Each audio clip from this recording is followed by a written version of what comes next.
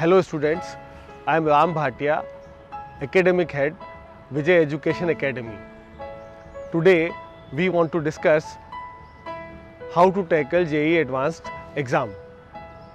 I am going to tell you important points regarding outside and inside the examination hall, what should we do, what strategy should we follow so that we don't make any mistakes as far as solving the questions are concerned or other behavior is concerned, so that we can maximize our score.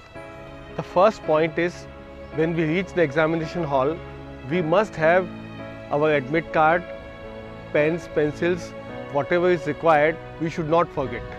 Next point, in the examination hall, when we check our roll numbers, we should not unnecessarily try in helping others, we should not unnecessarily waste our time, because everybody can automatically, the system is there where everybody can check their roll numbers and go to their respective positions. You should worry about yourself, you check your roll number, go and get seated in the examination hall much before, at least 15 minutes before the scheduled time of examination.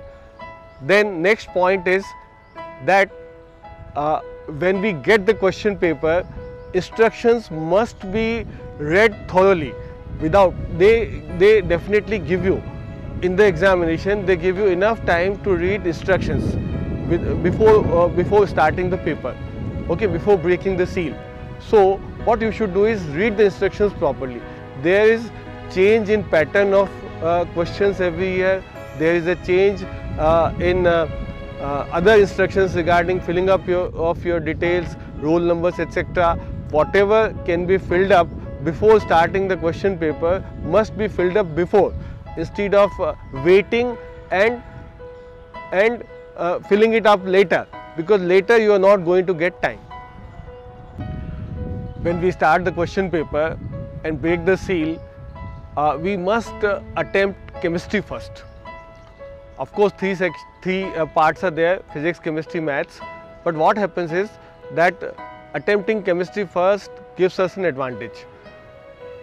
Why? Because chemistry there are questions which can be answered fast. There may be some questions which require calculation and logic. There may be some other questions which can be answered based on what we know or our memory also. Doing that first gives us a time advantage. Time advantage in the sense that we might, with my experience I can tell you that most of the students who are passing the examination can attempt the chemistry section within 30 to 40 minutes. That way, in a 3-hour paper, we after finishing chemistry, we get an advantage of 20 minutes at least. That gives us a lot of boost in confidence, and we are ready to tackle more logical, more difficult part of physics and mathematics. Next, when you come to attempting the next subject, what you should do is, if you consider yourself good in maths, you should do maths first. If you consider yourself better in physics, then you should do physics first. Once you start doing physics or maths, whatever you do, now it requires a lot of concentration. Don't worry about 1 or 2 questions if you are not able to get answer. Don't worry about this. Once the flow is obtained by you and you start to develop rhythm, you will be able to do much more questions and easily. Now, what we must remember, the other points we must remember are that don't panic at all. If 1 or 2 questions you cannot get in first attempt, don't panic. You start doing things. Once you get the rhythm, you will definitely achieve the success. A few more points regarding how to appear in the paper. The points are like this, that whenever you are able to solve a question, then write mark the answer sheet immediately. Don't wait for the last moment. Not that you will mark the answer sheets after finishing the complete paper. That will not solve your problem.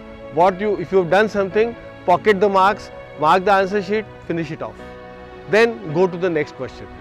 If you have completed the question paper, then you can mark out those questions. If you have marked out those questions which you have not attempted properly, then obviously you can go back. But that time is hardly obtained. We are so consumed in solving the question paper that once the time finishes, I think the questions will not be finished. So don't worry about it. Nobody can finish the complete questions or get 100% marks in these kind of papers. Obviously, we must maximize our marks, and for this purpose, what we should do is that mark the answer sheet immediately after completing a question. Always remember that there is negative marking. Always, if you suppose you are not 100% sure about a question, that the answer you are getting is 100% correct, if there is negative marking, don't put any answer. And if there is no negative marking, there are some questions in which there is no negative marking, you must attempt that question even if you are not sure that your answer has come 100% correct. Whatever I have told you regarding the JEE Advanced question paper, please remember that the most important thing is maintaining your balance or poise in the examination hall, and remember that whatever you are doing, if you do with poise, with mental balance, you will be able to achieve the best. Good luck. Thank you.